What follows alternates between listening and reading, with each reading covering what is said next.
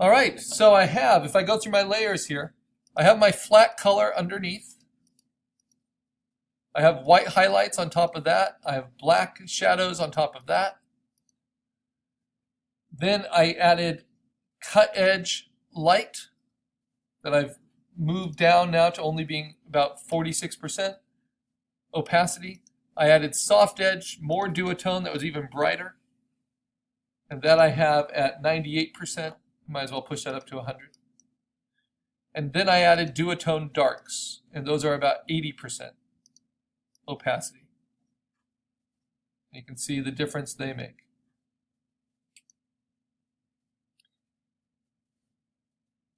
And I have a soft edged brush at about a 40% opacity that I can kind of erase away from on any of these. Anything I think is too sharp and maybe distracting.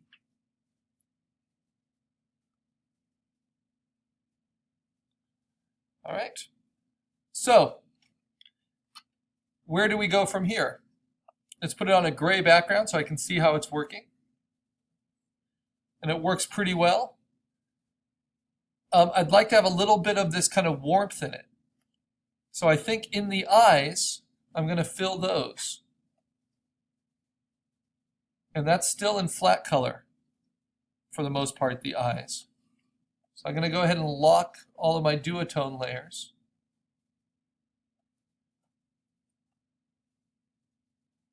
And instead of filling with just the paint bucket, I'm going to use the gradient tool, and I'm going to pick something warm. And usually I'll do the purple to the orange. And you can double click on that and you can change the color. So basically I want something like in here. So I'm going to pick this and I'm going to say I want that color instead. And then I'm going to pick this and say I want that color instead. You can steal from Photoshop colors. And then I can even pick one in the middle and say, okay, I want something like that instead. Or I can pick it from a swatch. And then I can switch them around.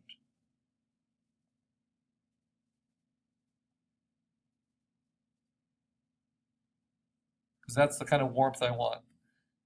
And so now I'm going to fill in those shapes. I just need to select them first with my gradient tool. It'll just give me a little bit of warmth. See that? In there. I can try it at different directions.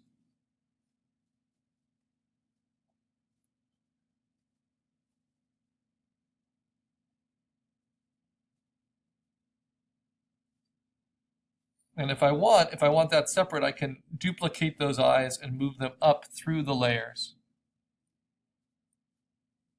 But I think I want it very subtle. So I want it down on the bottom there. Okay, now for some of the special effects. So what's not working so well is the solid black on the helmet looks a little too deep. So let me go to the black helmet parts and let me unlock that. I'm going to lock my flat color again. I'm going to unlock my black full bleed. And what if I just took the opacity down? Yeah, that helps. That mixes with the colors underneath a little bit. Feels a little bit better. What if I do a layer style on it? So have it at 100%, but then put a gradient overlay over it and select kind of a warm gradient like that. Or even this kind of bluish, ooh, that's nice, gradient. Flip it a little bit. I can play with its angle.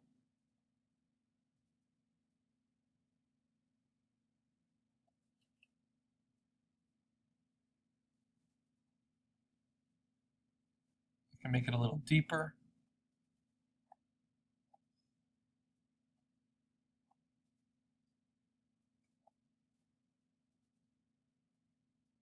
You can add as many gradient steps as you want. It's pretty remarkable.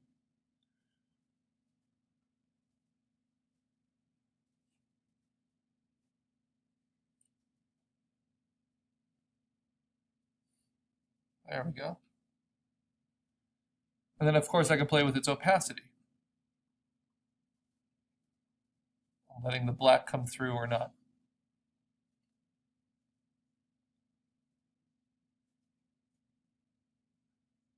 I think that's going to work a little bit better. Okay. So these layer styles can be very helpful with your coloring layers as well. And just like I did with my others, if I want to soften it a little bit with my soft eraser, I can. And it will still keep that layer style.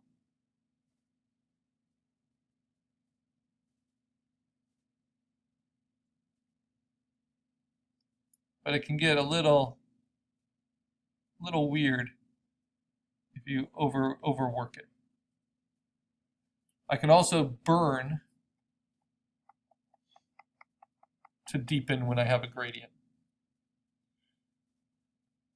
especially if I'm burning the shadows. Kind of deepen areas just a little bit.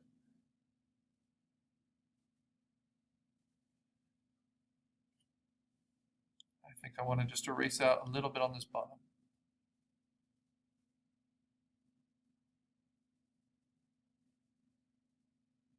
Cool. All right. So now, what else can I work with the black lines? So if I lock this now, I like how that's working. But what about these black lines? What if I make a duplicate of it, and I'm going to call these now color holds? It's still my vector line work, but I'm going to replace it with a gradient overlay. And I'm going to choose the warm kind of gradient. I'm going to reverse it, change its angle, kind of reflect my lighting choices.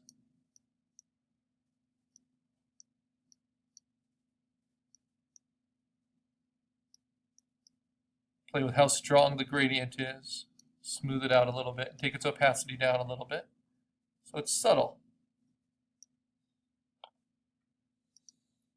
Do I like that? Do I like it on white as well as on gray? Do I want to shift it towards something not quite so warm?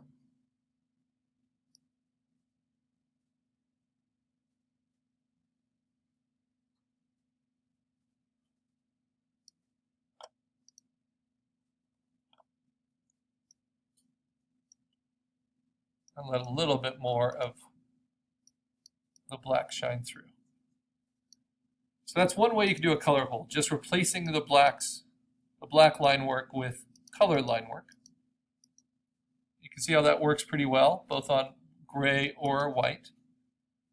The other way you can do a color hold are little holdouts over the top of your line work. So I'm going to call this, just make a new layer on top of everything, call it color hold, which always goes on the very top, special effects. And for this, I'm just going to paint right on top. So I'm going to use my brush. I'm going to pick either a color, or in this case, just white. And I'm going to paint a little glint right there. Right there. Breaking right over the black.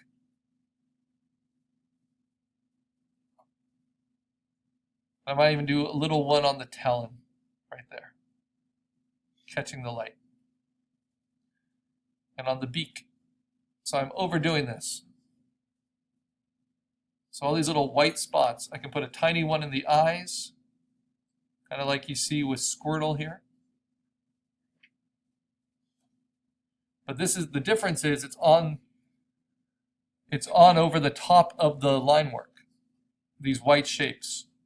Now what I'm going to do is I'm going to use Gaussian blur to soften them out. So that's another way.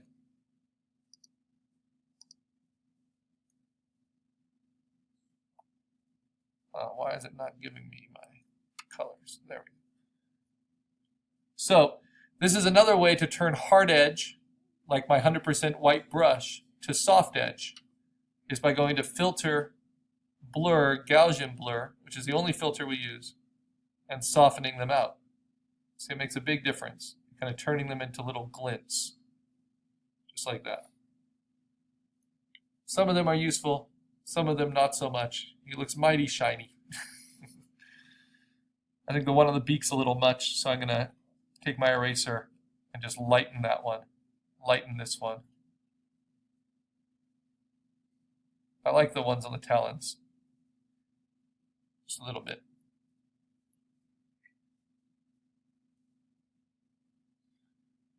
All right, and the ones in the eyes I think are helpful. I can do the same thing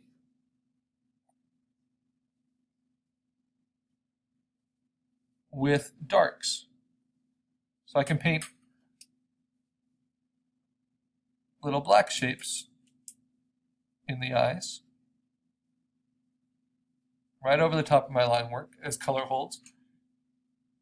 And they could be colors as well. And then I'm going to blur those. See? And then I can do a color overlay on that, or a gradient overlay.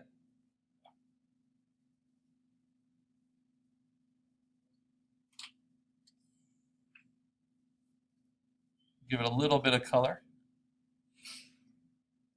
Play with its opacity.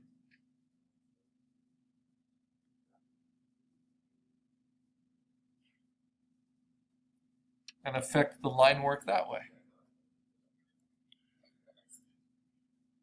So that looks pretty good.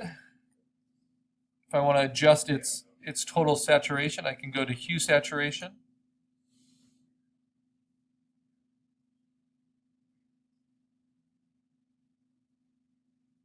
Change its temperature. These are just the dark spots in the eyes. So I can go from purple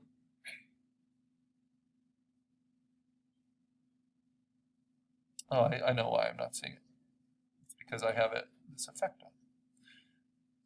So I could do that with hue saturation as well. Colorize, make them warmer, make them green. Actually like the warmer. Lighten them up a little bit. Have them kind of glint. Yeah, about like that. Pretty saturated.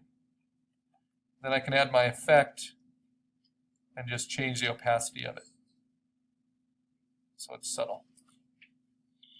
All right. That's the same sort of thing I want to do with the crest here to make this look like feathers. Instead of being outlined heavily, I'm going to take my color holds layer and I'm just going to select this top part of it. And by selecting it and then duplicating that as a new color hold layer, it will automatically rasterize it for me. And then I can simply say, I want a new gradient overlay with new colors. And I want them to be lighter. And I can delete some of these. And I can make this more green. I can put a step in there that's bluish.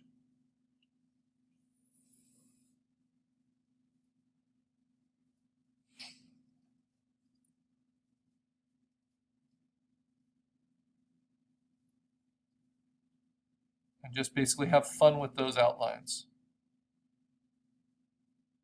Oh, I want to go that dark.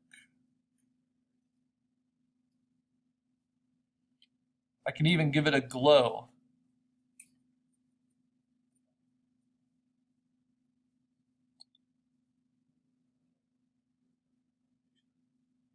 And I can spread that glow out. See, like Wonder Woman's golden lasso.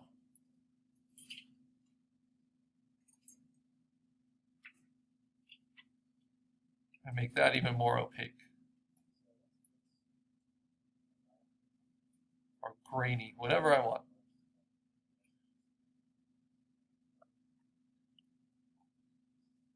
So these are all the different things you might do to digitally color your creature.